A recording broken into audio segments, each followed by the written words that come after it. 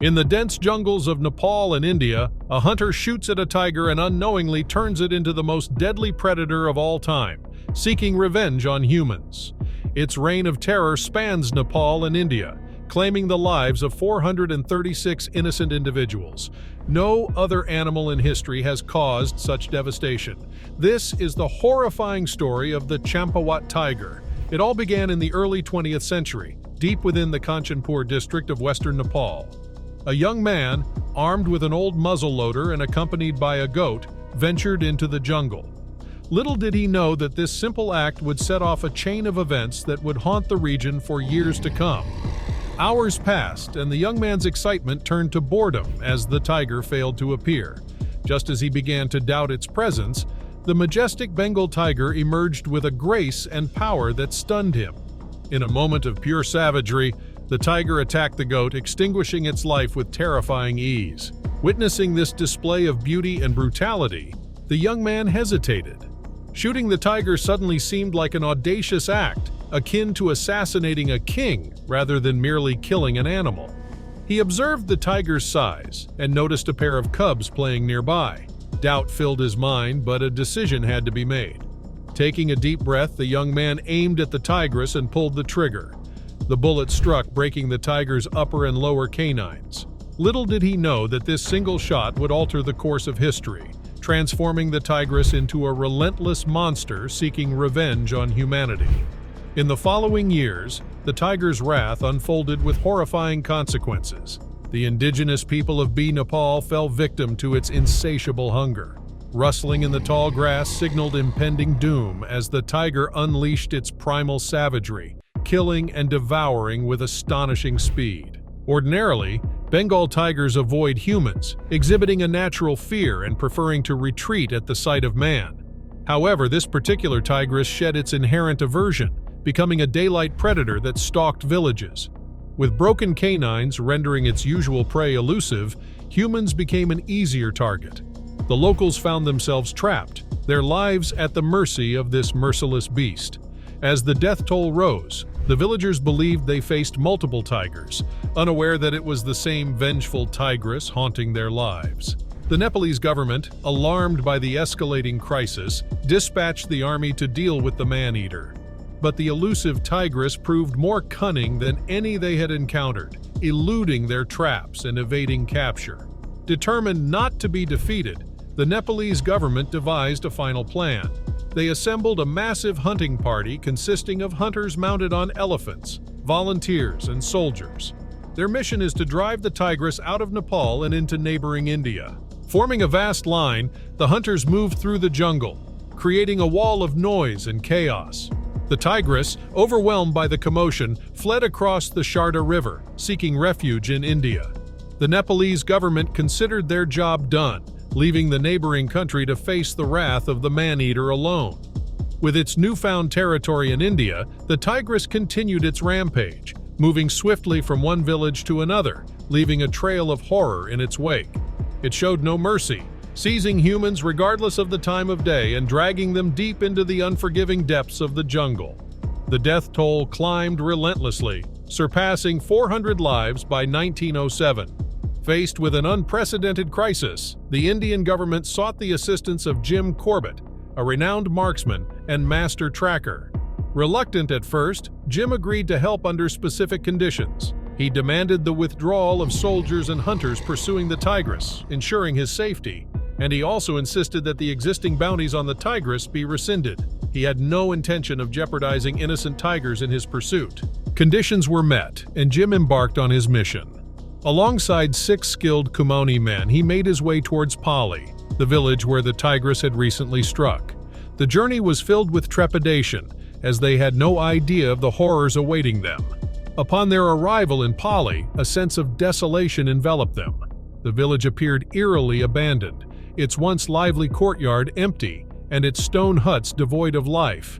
The grip of terror had paralyzed the villagers, confining them within the safety of their own homes.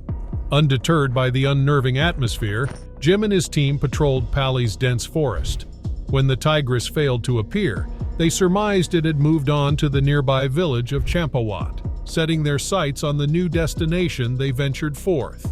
Their arrival in Champawat coincided with the tigress's latest attack. Traces of blood led them to a ravine where they discovered bone fragments, a still warm human leg, and shreds of a victim's clothing. Local volunteers flushed the tigress the following day, forcing it into the open. Jim Corbett raised his double-barrel black powder rifle and fired 3 shots. The reign of terror, which had lasted 7 long years, came to a resounding end. The man-eater had finally met its match.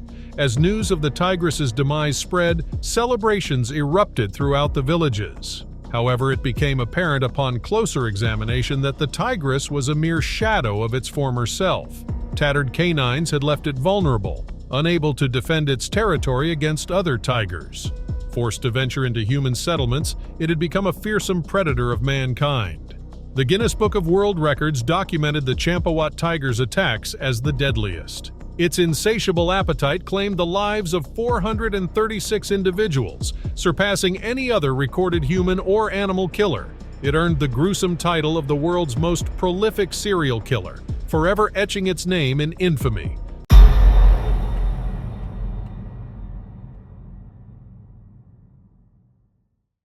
Shark attacks near the coastal areas of the Red Sea are pretty rare. In fact, only 17 fatal and non-fatal attacks have been recorded in the area since 1975. But they happen, and the most recent one was quite horrific and graphic because it was recorded on video. The attack was immensely disturbing. Scores of tourists witnessed the attack and even saw the shark return to eat the remains of the victim. Many were filming or taking photographs of the whole ordeal, which lasted less than 1 minute. It was quite heartbreaking because the young Russian man who was killed was screaming for his father to rescue him.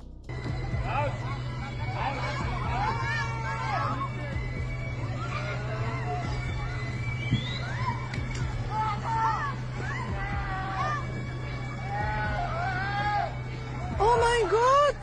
Here are the details of this terrifying incident.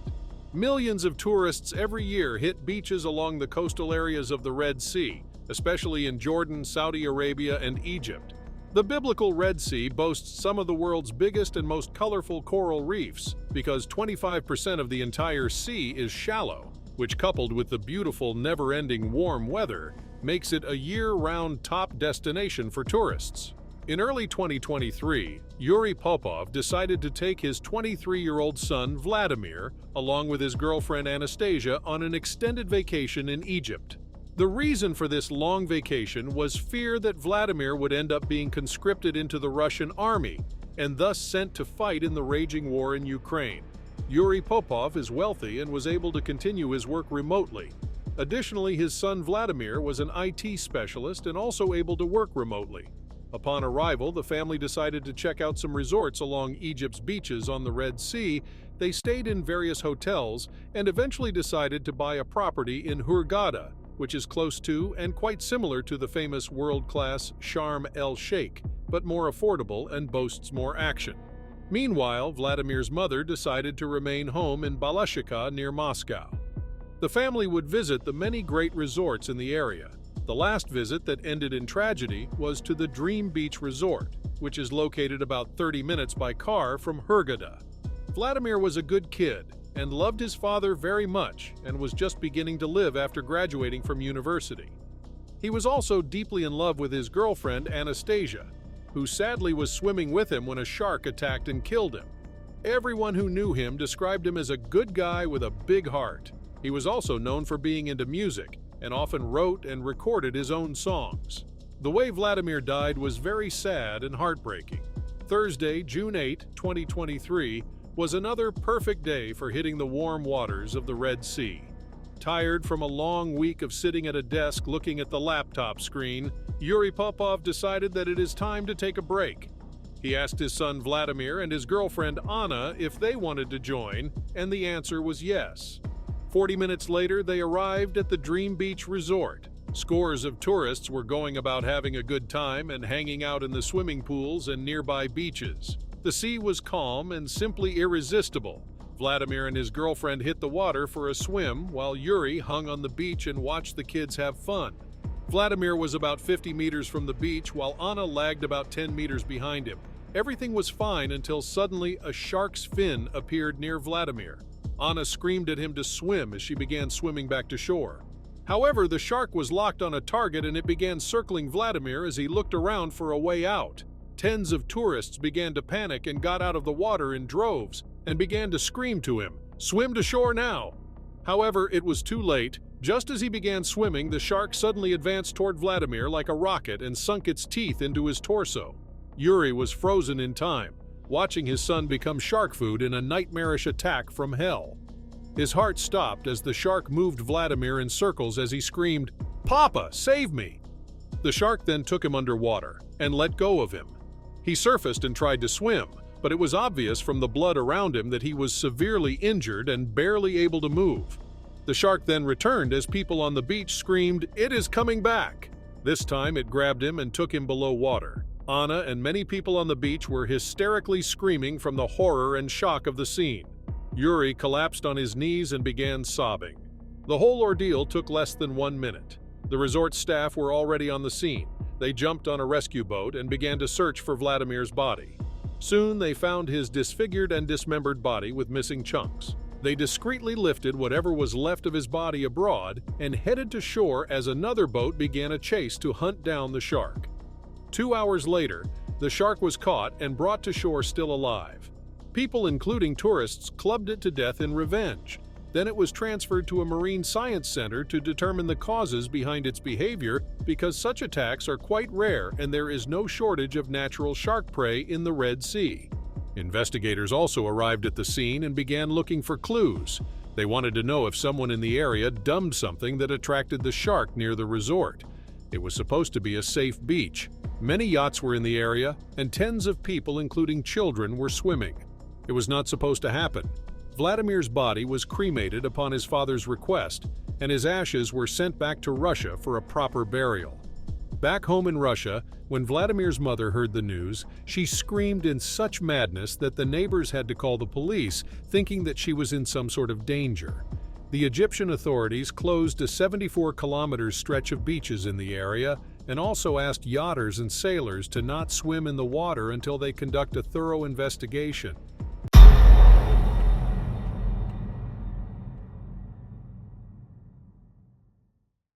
Get ready for a gripping and heart-wrenching story of Mark Jordan and Jacqueline Perry, a couple deeply connected to nature. Their peaceful anniversary celebration takes a horrific turn when a black bear launches a deadly attack in the remote wilderness of Missinaibi Lake Provincial Park. Discover Mark's heroic struggle to save his beloved wife and their extraordinary journey to seek help in the remote wilderness. Join us as we delve into the terrifying last minutes of Jacqueline Perry. This is the story of Mark Jordan and Jacqueline Perry, a vibrant couple deeply connected to nature. As their anniversary approached in September 2005, they sought a special place to celebrate.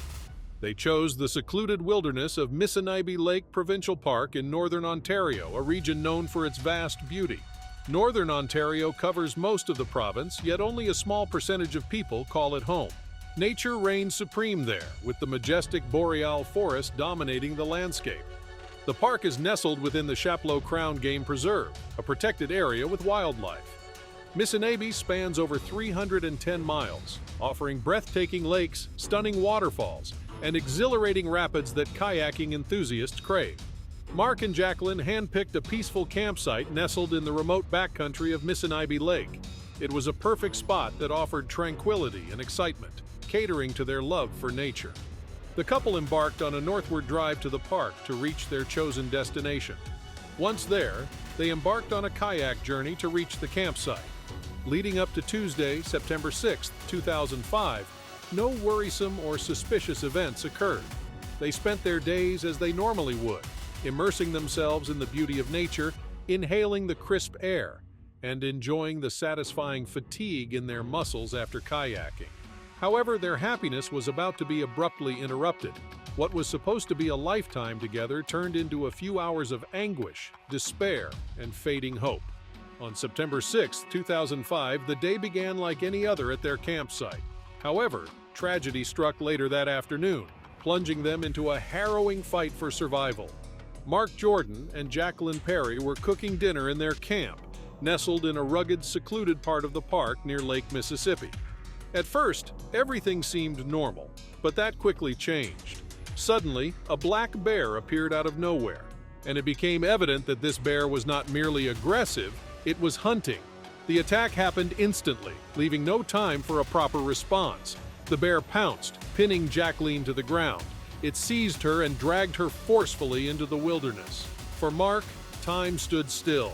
His beloved wife, Jacqueline, was being taken away by a formidable predator, moving further and further from his reach, destined for a tragic end. Mark couldn't stand by and let it happen. He knew that black bears could be scared off if someone appears bigger and fiercer. So, without hesitation, Mark made up his mind. He had to show that bear who was in charge, no matter the risk. Saving Jacqueline wasn't just a choice, it was instinct driving him. Mark took action before the bear could vanish into the wilderness, with Jacqueline injured and helpless. He wrestled the bear, putting it in a headlock and landing punches on its head. The bear released Jacqueline and turned its fury towards Mark. Mark fought back despite sustaining severe wounds from the bear's claws and jaws. With his Swiss Army knife, he stabbed the beast multiple times. The wounded animal retreated, but Mark's battle was far from over. Jacqueline lay on the ground, gravely hurt. They needed help, but the campsite was too remote for a quick rescue. Mark's priority was finding a safe place for Jacqueline. He carried her in his arms despite his bleeding wounds and raced towards the kayak. Nothing mattered more than ensuring Jacqueline's survival. With desperation fueling him, Mark climbed into the kayak and paddled vigorously towards the nearest campsite. He paddled for nearly a mile in his injured state, calling out for help. Fortunately, his cries reached the ears of two hikers, a father and son from Pennsylvania, who had just fought off a black bear themselves. The hikers rushed to assist Mark. Together, the three men paddled for another 90 minutes until they encountered a pontoon boat carrying an off-duty police officer and a doctor from North Carolina. A true stroke of luck. While the doctor tried to save Jacqueline's life, the boat continued towards the park office around 6 miles away. Mark remained by his wife's side, praying for her recovery. Tragically, despite Mark's heroic efforts, Jacqueline Perry succumbed to her severe wounds before they reached the park office. After 3 hours, Mark Jordan was transported to Sudbury Regional Hospital following the bear attack. Though his condition was stable, he had suffered numerous cuts, puncture wounds, and severed nerves. Before proceeding with surgery, doctors had to ensure there was no risk of infection. Meanwhile, authorities and park personnel commenced their search for the bear and other campers. On September 10th, 4 days after the incident, the Ministry of Natural Resources euthanized a male black bear, suspected of carrying out the fatal attack. The bear was discovered shot and deceased near the attack site, bearing a neck wound, likely inflicted by Mark's knife. Following 300 stitches to treat his injuries, Mark Jordan was discharged from the hospital. During an interview, Mark expressed his regret for not being able to kill the bear.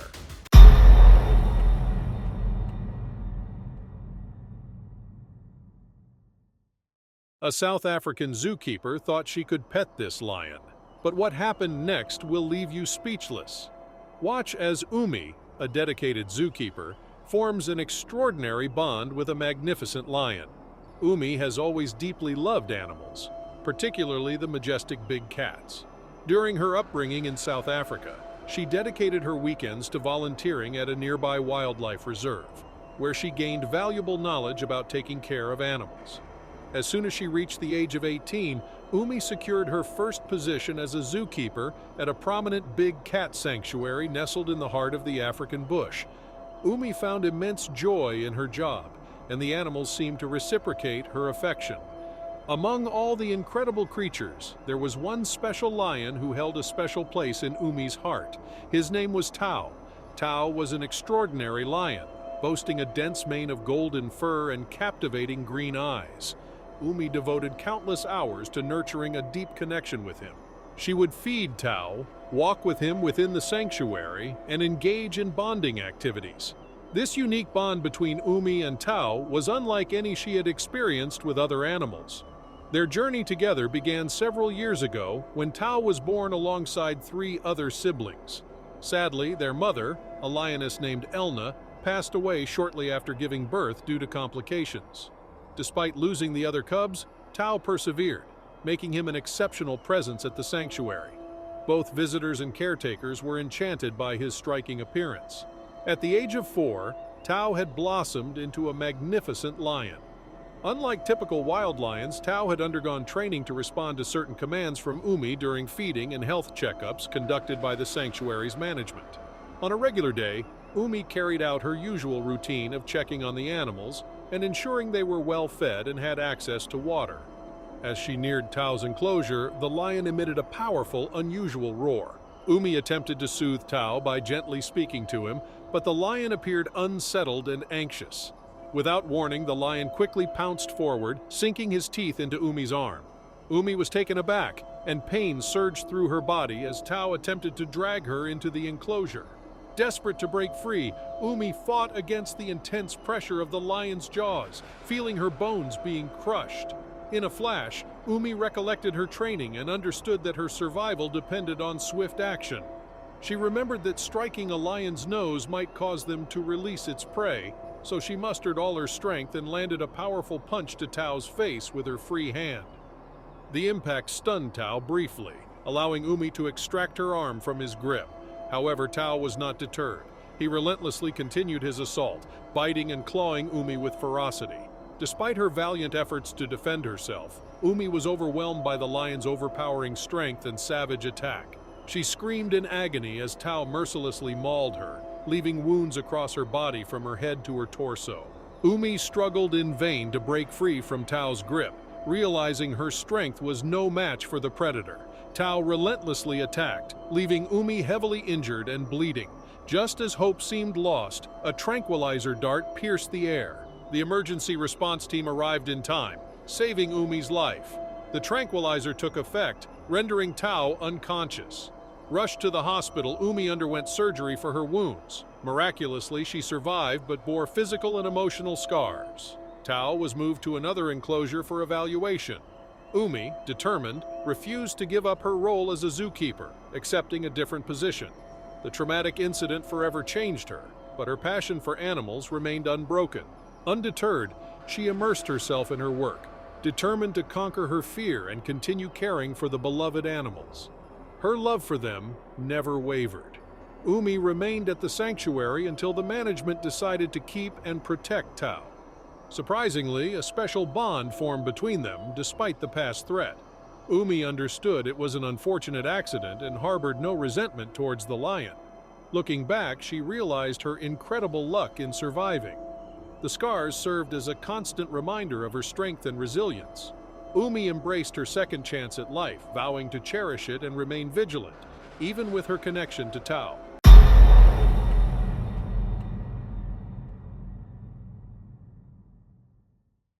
Get ready for a spine-chilling video as we dive into the rare phenomenon of great white sharks hunting in packs.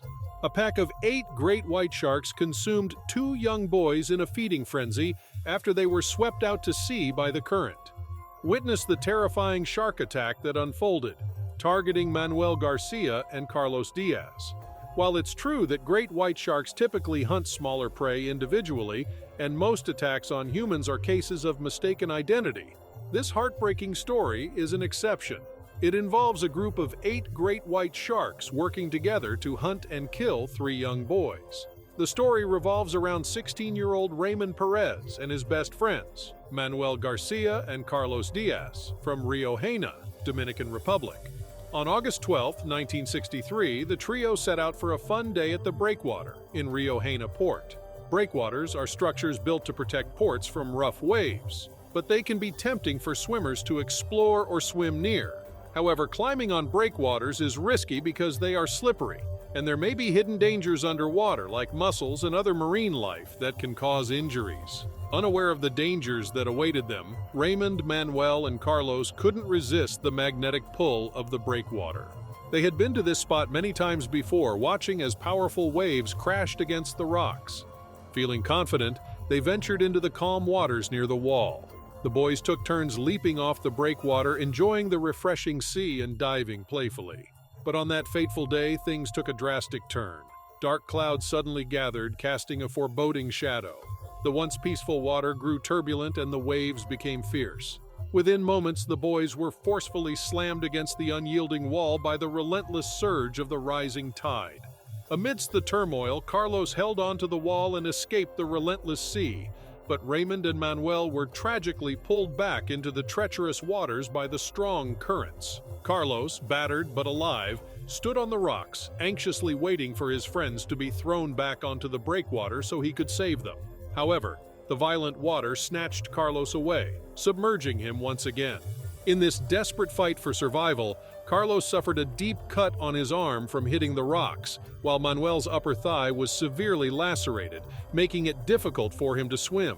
Miraculously, Raymond managed to cling to the rocks, braving the fierce waves to stay alive. From his precarious position, he helplessly watched as his friends drifted farther from shore, their bodies injured and bleeding from the relentless assault of the breakwater.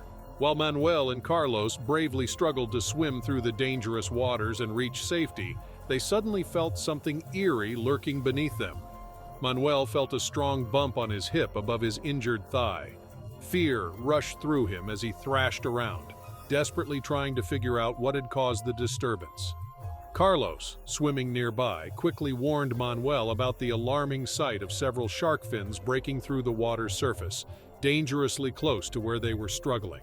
Raymond's urgent cries echoed through the crashing waves, warning his friends of the imminent danger and urging them to swim with all their strength towards the safety of the shore.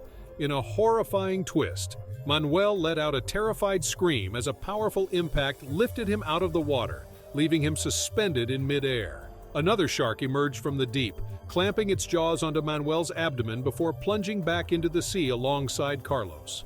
The horrifying scene unfolded before onlookers on the beach, who swiftly sprang into action, desperately searching for help.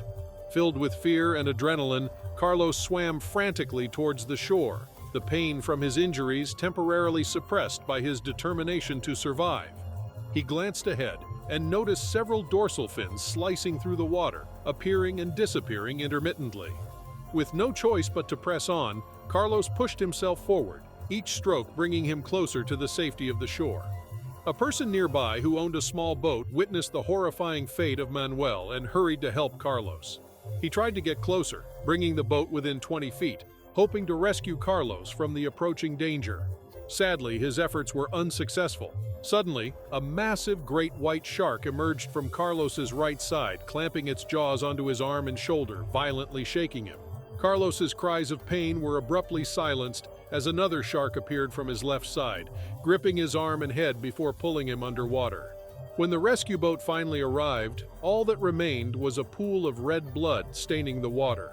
The boat waited anxiously, hoping for Carlos to resurface, but it was painful and futile. The relentless group of sharks tragically devoured both Carlos and Manuel. No trace of their bodies washed ashore, confirming that the insatiable predators consumed every last bit of the two young boys.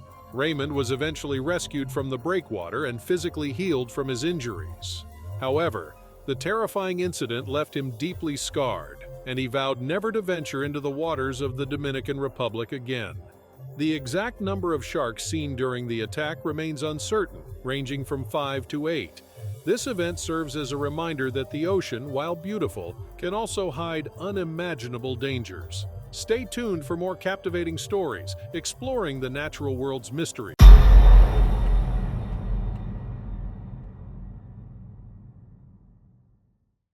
A young tour guide was eaten alive by a massive grizzly bear in a Siberian national park after he ventured into the forest alone. This is the terrifying bear attack on Mikhail Garin. On June 21, 2021, 16-year-old Mikhail Garin was working as a tour guide in the beautiful Ergaki National Park, located in the Kayan Mountains of Siberia. During the summer months, when the province becomes more accessible, it's also a time when dangerous creatures like snow leopards, moose, wild boars, and even wolves roam freely. Yet the most formidable predator is the notorious Russian grizzly bear. This massive beast reigns supreme as the largest bear species on the continent, towering over 2.5 meters in length and standing more than 3 meters tall on its hind legs. With its impressive set of 42 teeth, including razor-sharp canines, this mighty creature can effortlessly shred flesh and crush bones in a single devastating bite. It was early morning, and Mikhail was busy getting everything ready for the group of travelers he was assisting as a tour guide in the park. However, he realized he was running short on essential supplies for the camp. Determined to solve the problem quickly, he decided to make a brief trip downhill to a nearby village. The path to the village led through a forest that stayed frozen for a significant part of the year. Carrying his trusty backpack, Mikhail ventured downhill, hoping to return in time. After walking for a short while, he suddenly heard a faint grunt in the distance, causing him to become alert. Although he knew the area was prone to animal attacks, he had never encountered one before. He looked back, trying to see through the morning fog, but there was nothing visible. He picked up his pace, brushing off the sounds of just a deer or elk that occasionally grazed in the forest. However, the grunt echoed again, this time much closer behind him. He could also hear approaching footsteps. The young boy turned his head and was struck with fear as he saw a massive brown bear peering at him from the woods. The intimidating grizzly bear was less than 10 feet away, staring directly at the fragile boy. Mikhail stood frozen, unsure of what to do next. Mikhail's heart raced as he took steps backwards, only to find the bear matching his every move with a step forward. Desperate to find safety, he looked up at the trees, hoping to climb to higher ground. Unfortunately, the branches provided no support to lift him up. The bear sensed the boy's vulnerability and lunged at him with all its force. Grizzly bears can stand on their hind legs and prefer to swiftly immobilize their prey by stomping on their necks before feasting on them. The bear pounced on Mikhail from a distance, pinning him under its weight. The young boy cried in agony as the bear's massive body pressed down on his fragile frame. The predator growled menacingly as it aimed for his neck, driving its sharp front canines deep into his flesh. Mikhail was helpless to resist, and he took his last breath within a matter of minutes. The bear dragged him deep into the woods and ripped open his torso to feast on his insides. Hours passed, and the tourists at the camp grew concerned about the whereabouts of the young boy. Determined to find him, they entered the forest and soon made a horrifying discovery. In the distance, lying beside the trees, they found the partially consumed body of the young boy. They recognized him by his shirt, confirming his death's tragic and brutal nature.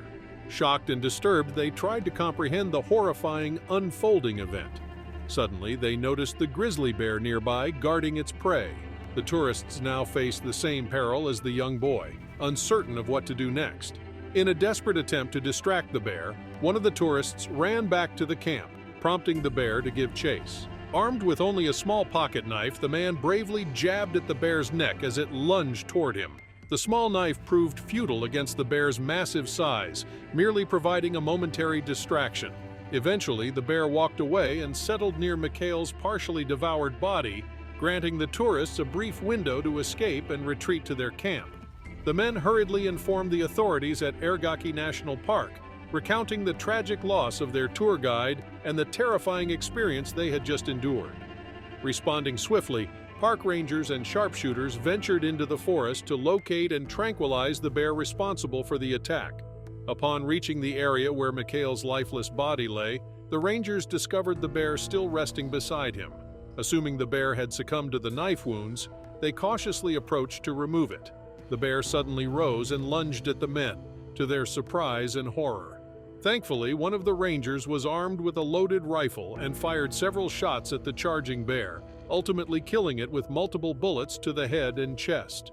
The tourists gazed upon the gruesome sight of the young boy's mangled body and realized how fortunate they were to have escaped with only minor injuries. The incident sparked efforts to relocate human settlements away from bear habitats to prevent future tragedies. Sadly, 16-year-old Mikhail, who had set out to support his family, met an untimely and devastating end. So that's it for today. Stay tuned for more wildlife stories and don't forget to hit that subscribe button. Thanks for watching.